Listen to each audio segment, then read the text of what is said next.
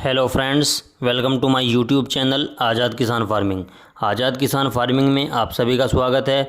दोस्तों, आज हम बात करने वाले हैं इस वीडियो में फॉल पॉक्स की बीमारी के बारे में, जिसे कहीं कहीं माता भी कहा जाता है, जिसे कहीं कहीं चेचक भी कहा जाता है। दोस्तों, मैं आपको बता दूं, ये बीमारी ज़्यादातर समर सीज़न में देखने को मिलती है, यानी कि गर्मी के मौसम में ये बीमारी ज़्यादातर देखने को मिलती है। दोस्तों, अब हम इस बीमारी पे बात कर लेते हैं। इस बीमारी की क्या इसकी पहचान होती है और क्या इसकी मेडिसिन होती है। चलिए दोस्तों, करते हैं वीडियो को स्टार्ट। अगर आपको वीडियो में जानकारी अच्छी लगे तो वीडियो को लाइक करें, और अगर आप चैनल पर नए हैं तो चैनल को सब्सक्राइब करें और बेल आइकन ऑन कर लें। दोस्तों, अगर देखा जाए, इस बीमारी में वैसे तो मोर्टेलिटी बहुत कम होती है, लेकिन यह बीमारी अगर अंडा देने वाली मुर्गियों में लग जाती है तो एग प्रोडक्शन रुक जाता है। और अगर यह बीमारी किसी मांस वाले मुर्गियों में लग जाती है, जिन मुर्गियों को हमने मांस के लिए पाल रखा है, तो वे मुर्गियां वेट गेन करना बंद कर देती हैं। इस बीमारी के कारण हमारी मुर्गियां दाना कम खाती है, पानी कम पीती है, ज़्यादातर पग फुलाकर बैठी रहती है, और इस कारण से हमारी मुर्गियां प्रोडक्शन में कमी कर देती है। हमारी मुर्गियों में प्रोडक्शन की कमी आ जाती है।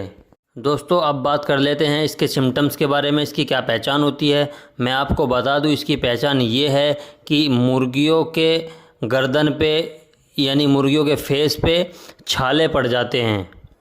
और इसके साथ साथ अगर आप मुर्गी का मुंह खोल के देखेंगे तो मुंह के अंदर आपको रेडनेस दिखाई देगा, यानी कि मुंह के अंदर आपको बहुत ज़्यादा लालपन दिखाई देगा, और कहीं कहीं फोड़े भी दिखाई दे सकते हैं। इसके साथ साथ मुर्गियां दाना खाना, पानी पीना कम कर देती है, और कहीं कहीं तो बिल्कुल बंद भी कर देती है। क्योंकि इसके पीछे कारण ये होता है, मुर्गियों को इस कंडीशन में फीवर आ जाता है और मुर्गियां बीमार हो जाती है। और अगर देखा जाए तो इस कंडीशन में मुर्गियों को पेन भी होता है, यानी दर्द भी होता है।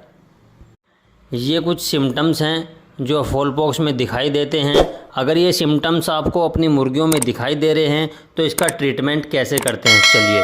दोस्तों, ये सिम्टम्स जिन मुर्गियों में आपको देखने को मिलते हैं, सबसे पहले तो आप उनको फ्रेश मुर्गियों से अलग कर दीजिए, क्योंकि ये एक फैलने वाला बीमारी होता है और ये बीमारी सारे फार्म में फैल सकता है। तो सबसे पहले आप उन मुर्गियों को अलग कर दीजिए और उनका ट्रीटमेंट शुरू कर दीजिए। चलिए करते हैं ट्रीटमेंट पे बात। इसके लिए मैं आपको 2 मेडिसिन्स बता रहा हूँ। पहला मेडिसिन जो है वो है आइबुप्रोफेन। ये पैरासीटामोल के साथ आता है और ये बच्चों को दिया जाता है। बुखार होने पर बच्चों को ये सिरप दिया जाता है। ये मेडिसिन आपको मेडिकल शॉप में मिल जाएगा बड़ी आसानी के साथ, और इससे बहुत सारे नाम में मिलता है। जैसे कि अभी बात कर लेते हैं फ्लेक्सोन सिरप, या आइब्योकाइंड सिरप, या आइमोल सिरप। ऐसे कई सारे नामों के साथ ये सिरप आपको मार्केट में मिल जाएगा। इसके इस्तेमाल से मुर्गियों की बॉडी में जो पेन होता है और मुर्गियों में जो फीवर रहता है, ये उसको ठीक करने में मदद करता है। दूसरे नंबर पे जो मेडिसिन हमें इस्तेमाल करनी होती है उसका नाम होता है एमोक्सिलिन। ये एक एंटीबायोटिक टैबलेट है। ये आपको मॉक्स 500 के नाम से मिल जाता है। दोस्तों, अब बात कर लेते हैं इसके यूज़ के बारे में, इसे हमें यूज़ करना कैसे होता है। सबसे पहले जो सिरप बताया था आइबुप्रोफेन, ये आपको 15 kg बॉडी वेट पे 2.5 ml इस्तेमाल करना होता है। इसके साथ साथ ये जो एमोक्सिलिन एंटीबायोटिक टैबलेट बताई थी मॉक्स 500 के नाम से, ये आपको 15 kg बॉडी वेट पे 1 टैबलेट इस्तेमाल करना होता है। इसके हिसाब से आपके पास जितनी भी मुर्गियां हैं उनका बॉडी वेट निकाल के उसी के हिसाब से आप कैलकुलेट कर सकते हैं। और अगर आपके पास चिक्स हैं तो उनका भी आप बॉडी वेट निकाल के उसी के हिसाब से कैलकुलेट करके आप इसको चिक्स में भी यूज़ कर सकते हैं। जैसे सपोज करो आपके पास 100 मुर्गियां हैं और एक मुर्गी का वज़न 1 kg है, तो आपका टोटल वेट हुआ 100 kg। तो आप 100 kg पे 6 या 7 टैबलेट एमोक्सिलिन मॉक्स 500 यूज़ कर सकते हैं। और अगर यहीं पे हम बात कर लेते हैं सिरप के बारे में, तो वो आपको, उसके लिए आपको 16 से 17 ml सिरप लेना है और उसको इतने पानी में घोल करके पिला देना है जितना पानी आपके बर्ड्स एक बार में पी लेते हैं। इसे आप दिन के पानी में भी इस्तेमाल कर सकते हैं और रात के पानी में भी इस्तेमाल कर सकते हैं। इसमें कोई दिक्कत नहीं है। ये फॉर्मूला आपको अपने बर्ड्स में कंटिन्यू करना है 3 दिन के लिए, और अगर 3 दिन में भी आपके बर्ड्स में प्रॉब्लम ख़त्म नहीं होती है तो आपको 2 से 3 दिन और बढ़ा देने हैं। फिर आपको देखने को मिलेगा कि आपके बर्ड्स बिल्कुल ठीक हो जाएंगे। दोस्तों, ये था मुर्गी की बॉडी में फीवर और पेन का ट्रीटमेंट। अब बात कर लेते हैं मुर्गी के फेस पे जो ये छाले पड़े हुए हैं, अब इनके बारे में बात कर लेते हैं। इनके लिए हमें क्या करना होता है। इनके लिए हमें सबसे पहले लेना होता है पोटेशियम वाटर। पोटेशियम लेना होता है, पोटेशियम परमैंगनेट के नाम से आता है।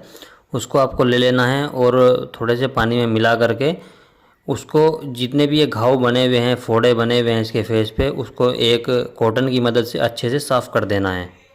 पोटेशियम परमैंगनेट से आप जहाँ से भी फोड़े को आप अच्छे से स्क्रब करेंगे, यानी कि घिसेंगे, हो सकता है ऐसा करने से वहाँ से ब्लड भी आ सकता है। इसलिए कोई दिक्कत वाली बात नहीं है, वो गंदा खून होता है, निकल जाता है। उसके लिए आपको एक पेस्ट तैयार करना है, जिसमें सबसे पहले आपको लेना है नीम का पत्ता, दूसरे नंबर पे आपको लेना है कच्चा हल्दी, और तीसरे नंबर पे आपको लेना है कोकोनट ऑयल। पहले आपने जो नीम का पत्ता लिया था और कच्चा हल्दी लिया था, इसको आपको अच्छे से पेस्ट बना लेना है, पीस लेना है, और उसमें पीस करके नारियल का तेल यानी कोकोनट ऑयल उसमें मिला देना है। ये एक पेस्ट तैयार हो जाएगा।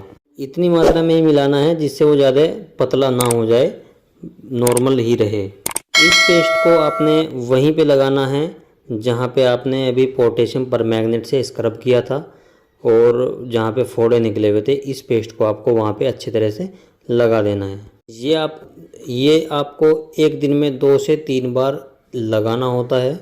याद रहे दोस्तों, जब भी आपको ये पेस्ट लगाना होता है, उससे पहले आपको पोटेशियम परमैंगनेट से उस घाव को साफ़ करना होता है।